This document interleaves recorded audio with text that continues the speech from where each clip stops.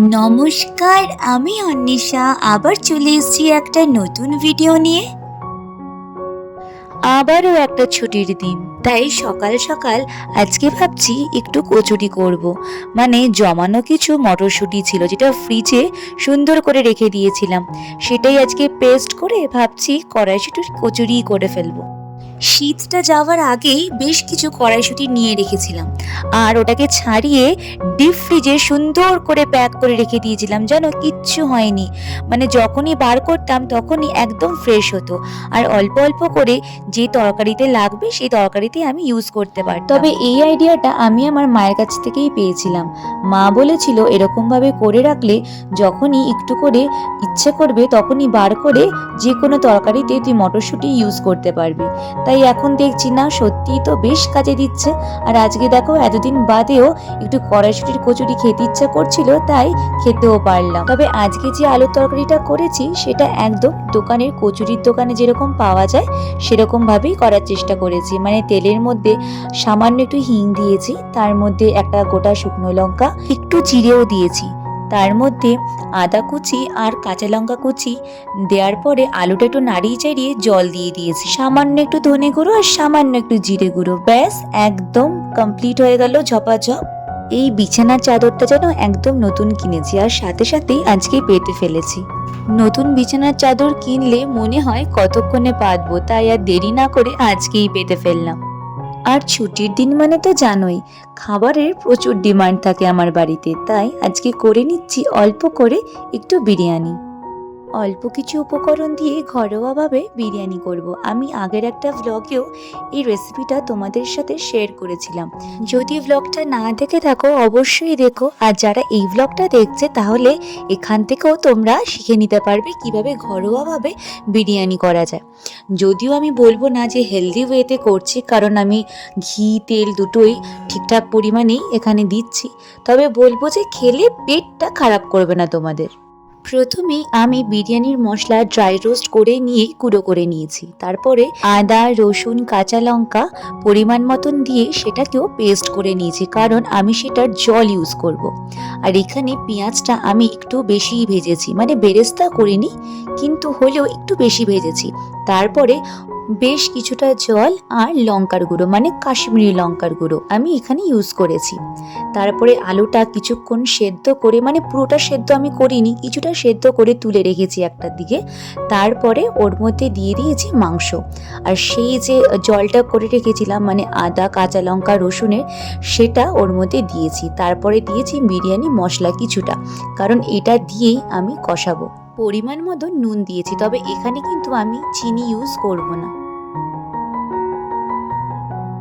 তবে আজকে শুধু বিরিয়ানি করব না, তার সাথে একটা মাংসর আইটেম করব, মানে চিকেনেরই করব। তাই এখানে পেঁয়াজ একটু ভেজে নিয়েছি, তার সাথে দিয়েছি কাজু বাদাম। আর মনে আছে যে আদা কাঁচা লঙ্কা রসুনের পেস্ট করেছিলাম, তার যে জলটা ছিল সেখান থেকে একটু জল বাঁচিয়ে রেখেছি, কারণ এখানেই সেটা আবার ইউজ করব। আর এইদিকে মাংসটা একটু কষে এসছে, তাই এখানে দিয়ে দিচ্ছি কেওড়ার জল আর গোলাপ জল দু ঢাকনা করে, আর সামান্য একটু আতরও দিচ্ছি। সবকিছু দিয়ে কিছুক্ষণ মাংসটা হতে দেব। আর দেখো যে আলুগুলো তুলে রেখেছিলাম সেইগুলো এখানে দিয়ে দিয়েছি, যেহেতু মাংসটা প্রায় কষে এসেছে। আর এখানে দেখো মাংসর কয়েকটা পিস আমি ভেজে নিচ্ছি, যেই তেলে পেঁয়াজ আর কাজু বাদাম ভেজেছিলাম সেই তেলেই আমি মাংসটা ভাজছি। আর এখানে দেখো ঠান্ডা হওয়ার পরে এটা পেস্ট করব, মানে পেঁয়াজ আর কাজু বাদাম পেস্ট হওয়ার পরে এরকমই কালারটা এসছে, তাই তেলের মধ্যে দিয়ে এখন ভালো করে নাড়িয়ে নিচ্ছি। আর এখানেই আমি ইউজ করব সেই জলটাও, মানে আদা কাঁচা লঙ্কা আর রসুনের, আর সাথে সামান্য একটু বিরিয়ানি মশলাও দিয়েছি। সব কিছু একসাথে কষার পরে দেখো এরকম কালারটা এসছে। সামান্য চিনি দিয়েছি আর সামান্য একটুখানি ঘি দিয়েছি, ব্যাস এটাই অনেকক্ষণ ধরে কষাতে কষাতে এরকম একদম শুকিয়ে যাবে। তোমরা গোলমরিচও এখানে ইউজ করতে পারো, আমি সামান্য দিয়েছি যেহেতু বেশি ছিল না, না হলে একটু বেশি দিলে বেশ ভালোই লাগে। আর এখানে দেখো ভাত বসিয়ে দিয়েছি, আর ওখানে আমার মেয়ে তাড়া দিচ্ছে যে তাড়াতাড়ি রান্না করো আমি খাবো। ভাত আমার হয়ে গেছে, দেখো কত ঝরঝরে ভাতটা হয়েছে। এই চালটা জানো আমরা অনলাইন থেকে কিনেছিলাম, খুব কমে পেয়েছিলাম, কিন্তু এত ভালো খেতে আর এত সুন্দর লম্বা লম্বা চালটা হয়েছে না, কি বলবো। আর এই যে দেখো মাংস দিয়ে এখন সুন্দর করে লেয়ারিং করছি। যদিও লেয়ারিংটা আমি খুব একটা ভালো করতে পারি না, তবে মোটামুটি যেভাবে রান্না করেছি এরকমভাবে যদি তোমরা করতে পারো, সুন্দরভাবে তোমরা বাড়িতেই সুন্দর একটা বিরিয়ানি তোমরা খেতে পারবে। আর এখানে দুধ আর খোয়া ক্ষীর আমি মিশিয়ে রেখেছিলাম। এখানে আমি গোলাপ জল আর কেওড়া জল আর ইউজ করব না, কারণ আজকে পরিমাণটা বেশ কম। আমি তখনই একবার দিয়েছিলাম, আর দেব না এখন। আর পরে দিয়ে দিচ্ছি একটু দই। এইভাবে দই দেওয়াটা আমি আমার পাপার কাছ থেকে শিখেছি। পাপা এরকমভাবে ছিটিয়ে ছিটিয়ে দই দিত। আর দেখো একটুখানি আতর দিয়েছি, তাহলে গন্ধটা একটু ভালো আসবে। আর এই যে আমি ঢেকে দিলাম, তবে ঢাকা দিয়ে কিছুক্ষণ কিন্তু তোমাদের রাখতে হবে। ঢাকা দিয়ে 20 মিনিট রাখার পরেই আর এই যে রেডি আমাদের বিরিয়ানি। কেমন হয়েছে অবশ্যই বলো, মানে দেখতে কেমন হয়েছে। বাড়িতে না বানালে তো তোমরা জানতেই পারবে না কিরকম লাগবে খেতে। আর এখন বাজে ঘড়িতে 5টা, আর আমরা আজকে বেরোবো একটু শপিং করতে। তবে তার আগে যেতে হবে একটু লেন্স কার্টে। আমার একটা সুন্দর চশমা কিভাবে যেন ভেঙে গেল, এত মন খারাপ লাগছে। তাই ভাবছি আগে একটু গিয়ে দেখাই ওটা কিছুভাবে ঠিক করা যাবে কিনা, নাকি পুরোটাই চেঞ্জ করতে হবে। লেন্স কার্টের প্রত্যেকটা চশমার ডিজাইনই আমার এত ভালো লাগে। আমরা প্রচুর চশমা আর সানগ্লাস কিনেছিলাম এখান থেকে। এই যে দেখো, এই চশমাটা আমার এত পছন্দ, কিন্তু এমনভাবে ভেঙেছে। ওরা তো বলছে পুরো ফ্রেমই পাল্টাতে হবে, কিচ্ছু করা যাবে না। তাই মন খারাপ করে বেরিয়ে আসলাম। আর এখন চলে যাচ্ছি টুকটাক কিছু কেনাকাটি করার জন্য। তবে ভাবছি আজকে জুতো কিনবো।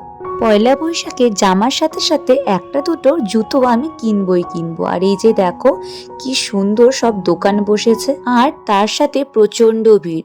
যদিও এখনো সেরকম ভিড়টা হয়নি, কারণ আমরা বিকেলই বেরিয়েছি। একটু পর থেকেই প্রচুর ভিড় হয়ে যাবে রাস্তায়। আর এইটা হচ্ছে হরিতলা। অবশ্যই নামটা তোমরা সবাই শুনেছো, বারাসাত হরিতলা। আমরা ওখান দিয়েই যাচ্ছি।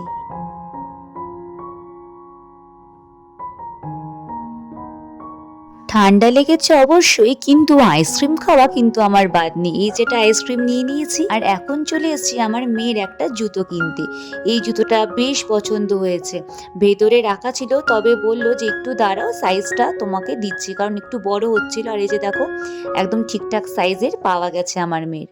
অলরেডি ওর একটা জুতো কেনা হয়ে গেছে, কিন্তু এই পয়লা বৈশাখের সময় ওকে বেশ কয়েকটা আমরা জুতো কিনে দিই। তবে সবকিছুই যে সেলে কিনতে পারি তা হয় না, কারণ সাইজ তো সবসময় পাওয়া যায় না। তাই ফ্রেশ থেকেই বেশিরভাগ কিনতে হয় আমাদের।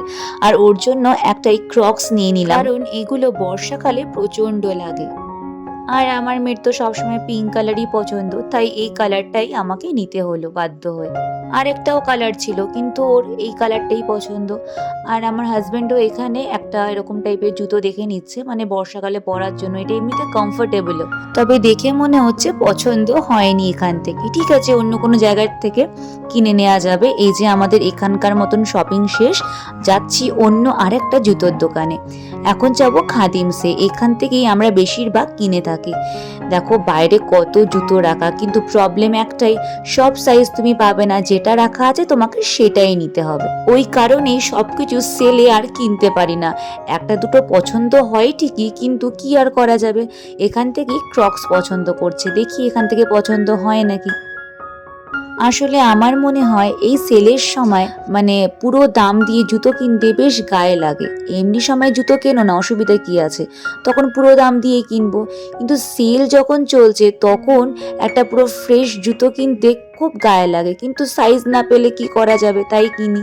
আর এখন চলে এসছি দেখো ফুচকার দোকানে। এই ফুচকার দোকানটা বেশ সুন্দর করে সাজিয়েছে, তাই ভাবলাম এখান থেকেই ফুচকা খাবো। বাজার এখন পুরো জমজমাট, দেখো কত ভিড় হয়ে গেছে। তবে মনে হচ্ছে প্রথম ফুচকা আমরাই খাবো, কারণ উনি নতুন করে সব সুন্দরভাবে মাখছে। একদম ফ্রেশ জল আর আলুটাও প্রথমবারই উনি মাখছেন।